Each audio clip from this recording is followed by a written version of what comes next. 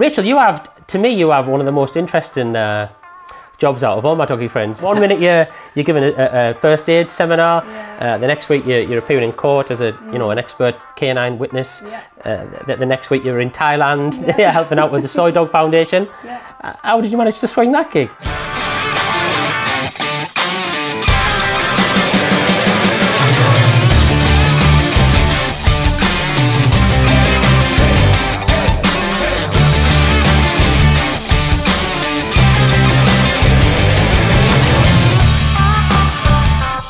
Hello, me bonny bairns, and welcome to episode 14 of the Superhero Dog Owners Show. So you had a little bonus episode on Monday because we wanted to tell you the story about what had happened with Barry, and I want to thank everybody who got in touch and sent me a nice message about Barry passing away. That was really nice of you. Really appreciate it. We're back on the bank of the River Weir, Alex. It's only mid-afternoon, but the clouds have come over. It looks like about 8 o'clock at night. It does. It'll be dark soon. We need to hurry up. Let's get a wiggle on. So what have you been up to, Alex, since I saw you last? Quite a bit. I've started doing daily emails as part of my branching out and trying to reach out to some other people who might need some video doing in the world, and people who don't really know where to start with the big world that is video. So that's good. Challenging, definitely. Yeah. Well, and so who's been egging you on to do daily emails? I can't remember. It's me, everyone. It was Dom. Great, very good advice. I enjoy writing them. People enjoy reading them. I don't have 1 million subscribers yet, but people are replying and saying this is really helpful, and it's a very I don't know, it's just a nice way to tell stories and connect with more people. I really enjoy it. Yeah, so good stuff. It's all going well. Good lad. Yeah, and I've been doing them for about 18 months now. Not daily, I've only been daily for a couple of months, I think. But the people who are on my list, you get a dog training tip or a dog training story every single day.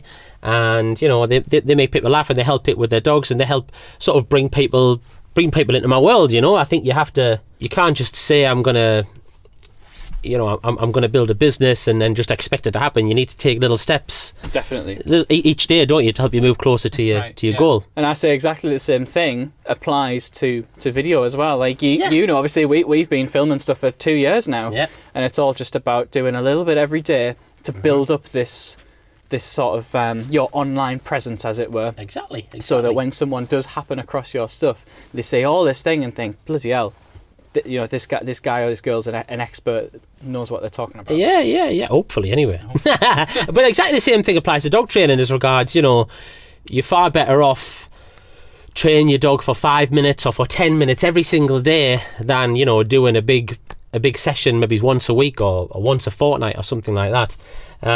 So if you can do something really small with your dog, and one way you could do that would be to try and use your dog's food a little bit more productively, I think. I always talk about playing, and I talk about playing a lot with your dog in my book as well. But food is a very precious resource for lots of dogs. It's something that you're going to give the dog every day anyway, hopefully, a couple of times a day. But there's so much more you can do with food. And we'll probably talk about this in another episode in the future. But if you could start thinking about more creative ways that you can use your dog's food, either teaching him some tricks, or maybe you could chuck some food into your garden and let him use his nose to find it, or maybe you could stick it in a Kong, or there's many things that you can do with your dog's food, rather than just shoving it in a bowl, stick it on the floor, and then watching it disappear within 60 seconds. I can vouch for those as well. With Otis, our part-time dog, we only just recently bought him a Kong. I think he's had one before but hasn't used it too much, as is usually the way. Everyone's got a Kong in a cupboard somewhere.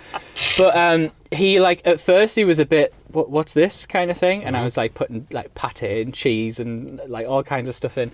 And it got to a point where he was so good at it, and he was dropping it, and the dried food was falling out and stuff. He would kind of bring it over to me and be chucking it around and be like, there's nothing coming out. I'm doing it right. Where's the food? But he loved it. It was so stimulating for him. Nah, the great things, Kongs, definitely, yeah. Other treat dispensers are available, yes, but Kongs are probably the most common one you can get. So yeah, so get your food, stick it in a Kong. Yeah, if it fits in a Kong, stick it in a Kong.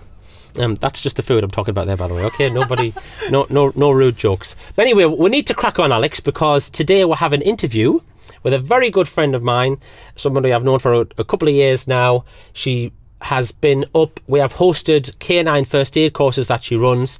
She's a vet nurse, a royal registered vet nurse. I can't remember the proper title. Rachel will tell us what it is when we see her in the interview. But I thought it would be nice to get we'll have something different. You know, we're going to be talking about your dog's health, things that you can do to try and keep your dog in the best condition. You know, we just lost Barry recently, and if there's anything you can do to try and help your dog live a little bit longer so you can enjoy the time that you've got with him even more, then you should do it. So I thought it would be good to talk to Rachel for a change, from just talking to dog trainers, although Rachel is a fully qualified behaviourist as well, and she's super knowledgeable. But I just thought it'd be good. We all want our pets to live as long as they can. We've just lost Barry recently, and I don't think we could have done anything to keep him alive any longer, but if there's anything you can do to keep your dog alive for the time that you're with him, then you're going to want to be doing it. So I thought it'd be good to get to Rachel. So Rachel actually came up, we spent a bit of time together, we had a bit of coffee, and we recorded this interview that we're going to show you right now. Roll the tape, Alex. Hey everybody, and welcome to this week's interview, and I'm joined by my very good friend Rachel Bean. Hello, Rachel. Oh, you okay? Rachel's joining me this week on the settee. We're here where I'm normally speaking to people on Skype, but we're speaking to Rachel live in person, which is fantastic. I've known Rachel for a number of years. She is a Royal College of Veterinary Surgeons, qualified and registered veterinary nurse. Yeah, there you go. So that's why I got Rachel to say that. She's also a dog behaviourist as well. Yes, yeah. Trainer. Yeah. And Rachel, you have one of the most interesting jobs out of all my doggy friends, because you kind of do lots of different things. Yeah, you do. 1 minute you're giving a first aid seminar. Yeah. The next week you're appearing in court as an expert canine witness. Yeah. The next week you're in Thailand, helping out with the Soi Dog Foundation. Yeah. How did you manage to swing that gig? Well, after sort of 16, 17 years in full-time practice, I just decided just to go full-time self-employed, really. I did it gradually over 6 months, sort of dropped my days down to 3 days, then 2 days, and then I work Fridays just in a veterinary practice. And I still pick up work from the friends that I've worked with in the past. So I probably work about 8 to 10 days still in practice. So I still have my practice in veterinary nurse. But I just wanted to do something different, really. Yeah, you definitely do that. Yeah. So before we find out more about what you do, and we need to do the quick fire round, yeah? People expect us to do the quick fire round. Yeah. This is a round where we get to know you a little bit better, Sure. and don't expect the questions to be, they're easy, but don't expect to know the answers. Here we go. Are you ready to start? I am. Okay. Do you prefer red or white wine? Red. Good answer. Yeah. We'll have one in a minute. Tea or coffee? Tea, definitely. Indian or Chinese food? Indian.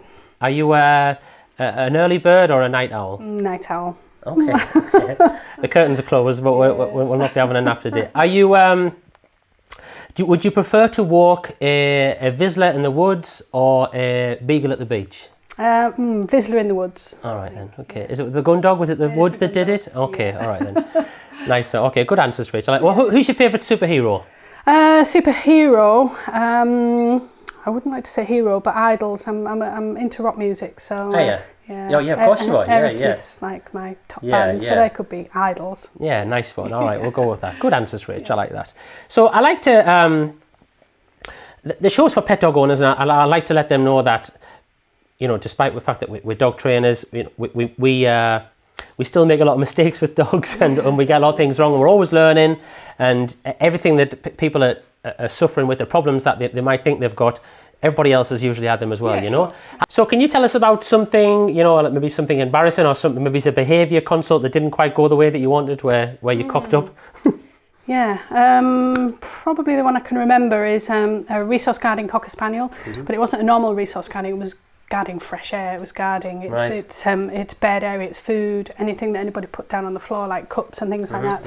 And even though you question really thoroughly the owners, some things it's just impossible to ask. So we put it on a lead, and as I passed the lead to the owner, she dropped it, and then she said, "Oh yeah, it guards its lead." So as soon as the lead hit the floor, it was just this raging dog, but nobody could get hold of it. So then it was thinking on your feet very quickly and being able to problem solve that. So luckily, it was quite a long lead. It wasn't the average kind of short lead. So what we did, we just I just they were in like a flat, so the stairs were very near the living room, so I just got a tennis ball, threw a tennis ball down the stairs, so as it went to get the ball, it just stood on it. Nice one, yeah. So nobody got savaged. Yeah, but easy thing to miss, isn't it? Yeah, you wouldn't think about resource gardener lead. No, yeah. Before you were Rachel, the vet nurse and the first aid trainer, and you were going out into Thailand and stuff. We're going to talk about that in a minute. Yeah. Well, where did it all start with you with dogs and relationship with dogs? Yeah, childhood really, as it often is. My dad had gun dogs, still has gun dogs. He's just got 2 at the moment, so it's just rough shooting. So it's been around and living rurally as well. You're all around working dogs, so collies and terriers and. Yeah. So was there anybody who sort of inspired you to want to work with dogs? When was the moment when you went from just being a dog owner to knowing that you wanted to work with dogs full time? But there's a guy in the village who was the local gamekeeper, actually. Yeah, Brian Brown and his wife Pat Brown. Don't know if you've heard of her. She's a top flight agility instructor. And as a kid, I used to follow him around with his dogs. He had about 8 Labradors. I was like around after him when I was very young, so probably that started it, I think. Yeah. And where did you go first? Was it the nursing? I was actually assistant kennel manager at the Dogs Trust when they opened, so that's 20 years ago now. I think they've just had their anniversary, might be 21 years ago, 22 years ago.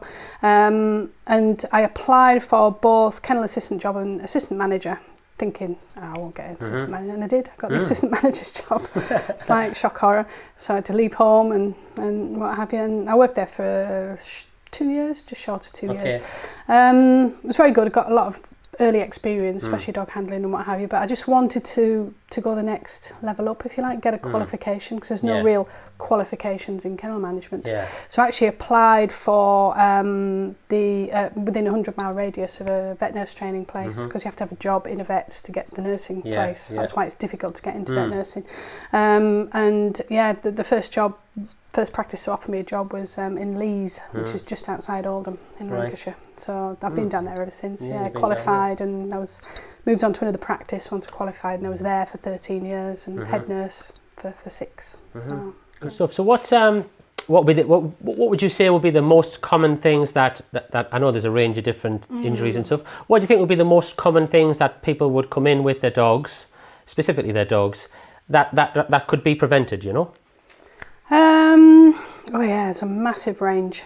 Probably obesity. Really? Yeah, big one. A lot of fat dogs. And it's very difficult to convince people that the dogs are overweight. And you have to do it very delicately sometimes, so people are not offended. People are really sensitive. So what would be what are the problems then of having an overweight dog? Same as humans, so all the medical things that are attributed to humans being overweight is exactly the same with dogs. So arthritis, diabetes, high blood pressure, heart issues, breathing difficulties. Yeah. Exactly not live as long as well? Do they have shorter life? Short life, arthritis, And so easily preventable, I suppose, isn't it? Because the dog, most dogs, obviously, they shouldn't have access to the fridge or the freezer, and you are in control of what you feed your dog, aren't you? And I think we as owners or pet owners tend to think it's making the dog happy, giving it loads of food. But sometimes it's more cruel for the dog to be overweight, just as cruel to be underweight. So is there anything else people could do as to stop them from having to go to the vets as much and to keep their dog healthier? I think another one that's overlooked actually is dental hygiene. People forget or don't realise actually how painful dental conditions can be. As soon as we get dental pain, we're straight at the dentist, and if you've had dental pain yourself, it is really painful. But we see dogs and cats, but we see dogs in with horrific dental disease. Teeth hanging out, they're rotten. And people just don't. Even though is that because dogs we don't look enough? We just don't look enough. Yeah. I'm probably guilty of that as well. Mine with my dogs. And we really, we've got dogs as pets now. We don't actually feed them as they were originally designed to do. So the food as well. It's not cleaning the teeth. So the carnassials at the back, the canines at the front are the ones that tend to get the tartar and then the plaque and then the dental disease. We should be cleaning them. Yeah. So what with a brush? Yeah, you can use a brush, or you know, you don't really have to spend lots of money on fancy toothpaste and things like that. You can just use you can just use what I use is if I need to clean Wisp's teeth is just some cotton wool that's dampened down, and then just dip it in some bicarbonate of soda, because that's the abrasion that's in toothpaste anyway. I see. And you just rub the teeth, and that would take the plaque off. Right. And how often would you do something like that? Every few days. Yeah. So you just maybe do it on a rotation. So you know, every few days do a quarter of the mouth. You know, quarter of the dentition. So you're not you know, annoying the dog really. It's part of your dog's sort of daily health check. It's. I think it's awesome. Yeah, so I'll start doing that. And it's actually one of the things that people tend to refuse to do. You know, they'll come in for a health check and we'll just point out, oh, that tooth. You know, if we don't do anything with it now, maybe in 6 months' time it's going to need to come out. So maybe we get them in quick sedation or anaesthetic and clean them. We don't see them. People just don't realise that. You know what it can lead to. Dogs tend to have quite a sort of. Well, I find dogs have quite a high pain tolerance, don't they? A lot of things you don't really, they don't mourn as much as we do, and that's it. And that's a survival instinct, isn't it? If you're injured, then you be quiet about it. Yeah, definitely. So it's up to us to be proactive, isn't it? And quite often they will slowly deteriorate. So it's not like one day to the next the dog suddenly stops eating. So the owner doesn't tend to see it. As over maybe 2 or 3 months, the dog's gradually slowed down, or it's eating on one side, or they just don't notice it. Yeah, so it pays to be observant, I guess, as well when your dog's eating and stuff. What talking about going to the vets? What I know a lot of dogs. My first dog, Flo, she was we did. I'm going back 20 years now. We did a lot of things wrong with her, you know, and socialising, things like that. And she was very afraid of the vets, going to the vets. How can people get in a situation where that isn't the case, where the dog's happier to go to the vets, and it's not a. Obviously, we don't want to go to the vets ever, do we? But we know we're sometimes going to have to go. So how can they make that experience? It is habituation, socialisation, habituation, however you label it. All means the same thing, really. Is as soon as you get a puppy, is taking it not just for its vaccines, not just for worming, just go in for a social visit, you know, let the nurses play with the puppy and the vets, receptionist, but it's frequent visits, it's not once a month, because, you know, it's even every day, because then they get to know that the vets is just another room, it's just another place that we go. It's not something, you know, that something horrible happens all the time. But you've also got to rely on the veterinary staff as well. You know, we hear horror stories of how dogs are handled in vets, and it's valid, you know. And there is a push now towards what we call kind, positive handling. But the problem is that some vets are just on such a time frame for appointment wise. You know, it's just get it muzzled, get it in. But every time that dog experiences that, then it's a negative association. Yeah, definitely. I guess as an owner, if people are watching this and they did have a puppy, you know, one of the first things you could do would be to go to the vet and say, you know, I want to habituate my dog to get him used to coming here. Is that okay if I come once a week? If they don't like that idea, then go somewhere else. You know, there's lots of vets out there, isn't there? So you want, you want someone who's going to care for the dog as much as you do, and encourage that kind of thing. There's nothing worse than an aggressive dog coming in when it's an adult. If it's a big dog, it's not nice for everybody. It's not nice for the dog. No, especially not. What about? Like we talked about puppies there. Then what about? You know, if you just got a rescue dog, say 18 months old, 24 months old, would you do a similar kind of thing with that? Similar thing, nice and slowly. Maybe give the dog some space. I used to encourage a lot of treatments outside in the car park, so the dog has got that feeling of escape, even though it's on lead. It reduces under threshold for fight or flight. You know, the vets take the coats off and the normal uniforms off and things like that. Just to do things very, very quietly. Yeah, good advice, brilliant advice. Yeah, I'm sure people are watching, they can, you know, even if it doesn't have to be a rescue dog or a puppy, even if it's just your dog who's not very, you know, these are things that you can do now, this week, to help your dog. Because unfortunately, you probably will have to go to the vets, won't you? Sometimes he's going to get older and need a little bit more treatment. It's brilliant advice. Thanks for that, Rachel. So, Rach, you've recently got back from Thailand. Yeah, about a month ago. You weren't partying. Well, you weren't partying much. You were there kind of on a working business holiday, weren't you? Tell us about what you were doing over there. Yeah, I mean, that was my third visit. My first visit was just short of 2 years ago. One of my really good friends is a vet nurse, Hungarian vet nurse I used to work with in Manchester. So she left and now is the shelter manager. So that was my contact, really. Been pestering me for a handful of years to go over. So eventually I did, knowing what would happen, you know. Can't stay away. Yeah. But my role when I was there the first time was to do some staff training, so with first aid and things like that. So a lot of the staff are Burmese, there's Thai staff and Burmese, so the language thing was interesting. Showing them some emergency bandaging techniques, really, sort of body bandages, foot bandages, ear bandages and things like that. Because you can imagine the amount of dogs that there do sometimes have fights and things like that, so they've got to deal with it very quickly.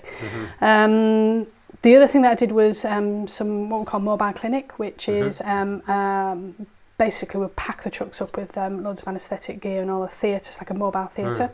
Then we go out and neuter street dogs. So the dog catchers come bring the dogs in, and we neuter between sort of 30 or 40 dogs a day, and maybe 40 or 50 cats. So it's 3 or 4 vets working back to back. So that's interesting. So my job was really just to keep the tables running and anaesthetics and things like that. So is that what's the dog situation like over there? What's the culture like and stuff? Well, the Soi Dog Foundation shelter is located on Phuket Island, so their main focus is Phuket Island. They've actually made Phuket Island now rabies free. Through vaccinations with Mission Rabies. But the other thing is neutering, so it's a capture release. So the capture and street dogs neuter and release. The ones that aren't able to go back in, they keep at the shelter and rehome them across the world. So it's carefully selected, you know, who's going to be their owners, and there's quite a lot of commitment involved. But there's about 400 dogs there at the moment. All in different runs. Wow, brilliant. So and what else do you do over there then? My last visit, lots of dogs in water this time. I've just come back. I've been back just short of a month now. They've just built a brand new hospital and bought a hydrotherapy treadmill. So it's an expensive piece of kit, but it's very specific as well. So I got drafted in to teach the staff. So actually it was very kindly given a lot of free tuition by some hydrotherapist friends of mine, and we're referrals up in Sedgefield, is it? So they very kindly lent me their treadmill to learn. So it's once you get your head around the concepts, it's actually quite a simple procedure, especially with the injuries that happen in Thailand. It's mostly road traffic accidents, so the injuries tend to be very samey from a medical point of view. So femoral head excisions, fractured pelvises, broken legs, things like that, because they're all hit by cars, unfortunately. So the hydro was 3 weeks, just back to back every day, swimming dogs. Treadmilling dogs, not swimming. We've got a couple of videos of that actually as well. People can see them. What was one of the dogs? She improved really quickly, didn't she? The white one. The creamy white one. Naren. She came in as a puppy, paralysed. I don't know exactly what's wrong. It looks like the Achilles tendon's not growing as her legs are growing, so therefore her legs can't extend, so she bunny hops. But somebody had put a video of on her in the puppy run this week, and the improvement is just marked. Incredible, It's well worth the investment, isn't it? Definitely. So coming back to the UK then, we first met because you came and you've done a few now, hosted some, I hosted you teaching some of the people in the Northeast your canine first aid course, which I highly recommend everyone does. We were talking before about trying to, make the vets a pleasant place to go. Sometimes you can avoid going to the vets altogether with little things like cut paws, just putting into practice the lessons that you teach, because it's all practical, hands-on stuff. Anyway, so if anyone wants a recommendation to go on a canine first aid course, I would highly recommend Rachel's. She deals with dogs all the time. I know there's a lot of companies out there who they're just kind of human first aid courses, but Rachel specifically, obviously you deal with dogs and other animals all the time. So that's it. I mean, if I was teaching a subject, I'd want the tutor to actually be experienced in that subject. You know, if somebody asks me as a canine, CPR tutor, how many dogs have you attempted resuscitation? I can confidently say hundreds over the 20 years, which a lot of tutors can't say. No, definitely not. No, it's important. And even just something as even something as basic as putting a bandage on. There's a big difference putting a bandage on a dog who has teeth than there is putting on a human. A stuffed dog as well, which definitely. But we've had Barry's been a stooge dog along with Wisp, and we've had a few dogs up there. So I'll put some notes up in the a link, Rachel, up into your site. If you can tell us what the site is now, if people want to can book on a course, I know you travel all around the country, don't you, as well? Yeah, What's the website? Yeah. My website is www.rachelbean, so it's rachelbean.co.uk. Brilliant. So we'll put that up, and if people are interested in finding out more about what Rachel does, more about the Soi Dog Foundation, and more about, if you want to book on a canine first aid course as well, then you should click on the link below and get yourself booked on. I highly recommend it. It's really excellent. I've done them 3-4 times, so I'm still not bored. I'm still learning every time I go. I'm still getting the answers wrong, so I'll probably do the next one as well when you come. Right. Well, thanks for joining me today, You're Rachel. welcome. I really appreciate it, and we'll get you again on the show sometime. Yeah, excellent. Thank you very much. Thank you. So, how awesome was that? That was pretty awesome. She's a really cool girl, is Rachel, and she's going to come back again and talk to us in the future. Wow. And she's also, Alex, she's going to be giving one of the guest masterclass lectures inside of my inner circle as well, which leads me quite nicely onto my inner circle, which we launched just last week. The inner circle is for anybody who has bought my book and enjoyed my book, and they want to have more fun with their dog. They want to learn a bit more how they can become their dog's superhero. And in the inner circle, it's kind of a dog training club, unlike anything that I've ever done before, Alex, and unlike anything I think's even out there, really. It's a mixture of online and offline learning. If you sign up, you get a 12-page newsletter through the door once a month. You get access to a load of dog training videos that I've got in the online area. Oh, who's made them? You know who. And there's all kinds of videos in there that'll help you to connect with your dog, help you to stop your dog pulling on the lead, show you how to play games with your dog, teach your dog tricks, everything that I think you need to increase that bond and have a really good connection with your dog so that you can enjoy your walks more with them and just your life in general. We've also got a private Facebook group that you get immediate access to, and in there you can ask me any questions. People always emailing me questions, but now I'm just telling them, you've got to join the inner circle because these people are paying money to ask me stuff in there, and it's really nice. It's got a great vibe. It's like a little family, really. And they also, when you join up, Alex, you get a welcome pack which contains my book, and it's got a DVD mini course in there, how to be a dog superhero mini course that we did, and it's got some CD audio training as well, and just generally lots of goodies. The welcome pack alone's worth like 50 quid, if you were going to buy them individually. But what I've got is, for my podcast peeps, I've got a special offer for you until the end of the month. So the Inner Circle costs $39.99 per month for your subscription to get all those wonderful goodies. But for this month only, until the end of this month, you can join, and you can just pay £7 to join for your first month. And then the subscription will go up to $39.99. So you can test drive it, you can see what you think, you can see if it's for you, and if you like it, obviously I think you'll like it. I think people will like it enough that they'll be hanging on to their subscription for dear life. But that's a special deal that I've got, and you can claim that deal if you would like to join by going to www.mydogsuperhero.com/inner-circle/offer. Yeah, that's just until the end of the month though, so I wanted to tell the peeps that if you want to join, get yourself in there quick. Or if you know somebody who's having problems with their dog and you think that I can help them, then get them inside the inner circle. So that's that. Also, for this week only, this weekend, we're doing a special deal on the book on Kindle. Oh, I can't keep up. It's going to be reduced. I know, it's offer city today. But the books, it's on special offer this weekend over Kindle. So if you're watching this video in 2 months' time, forget it. You're going to have to pay full price. But if you're watching it this weekend, then, get yourself onto the Kindle or buy it for a friend or whatever. But next week, we're going to be having another interview with an awesome dog trainer from America. Oh, yeah! We're going to be talking to Megan Carnes next week. Megan authors the Collared Scholar blog. She's a brilliant dog trainer, and I think people are going to get a lot of value from that next week. So that's a wrap from us, Alex. Thank you for your time. If we don't see you through the week, we'll see you through the window.